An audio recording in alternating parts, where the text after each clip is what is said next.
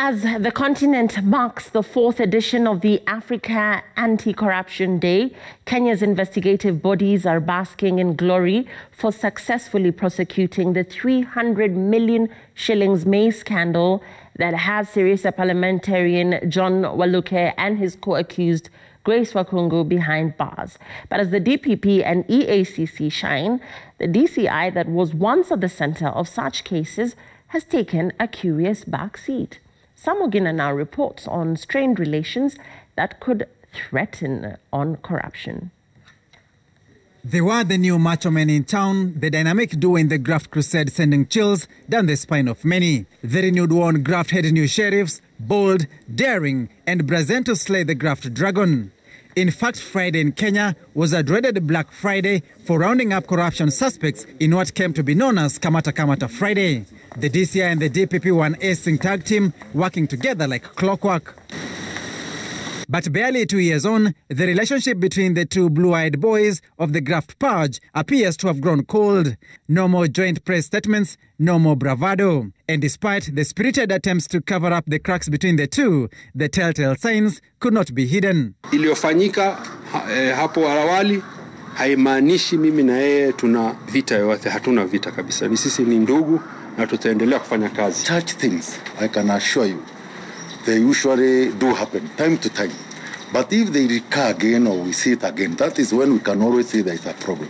The two institutions, a fulcrum in the criminal justice system, crumbled in the corruption case involving former Kenya Ports Authority Managing Director Daniel Manduku. The breaking point being DCI ambushing DPP officers by presenting Manduku in court. A culmination of accusations and counter-accusations between the two officers on evidentiary threshold to prosecute the case. Consequently, the former KPAMD walked away unscathed as the DCI and the DPP were left battered, nursing wounds punctured on the institutional reputations. It will leave you wondering what is the state of the administration of justice and the rule of law in Kenya. This is chaotic. It is chaotic. Only person who has the power and the mandate to bring charges before a court of law is the DPP.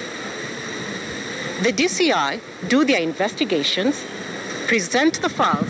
The events of March 2020 marking a turning point in the DCI-DPP axis. The DCI retreating to a corner as the two institutions are yet to mend fences after the Manduku backlash. Mistrust and betrayal threatening to derail the two key cogs in a critical axle that speeds the motion of corruption cases.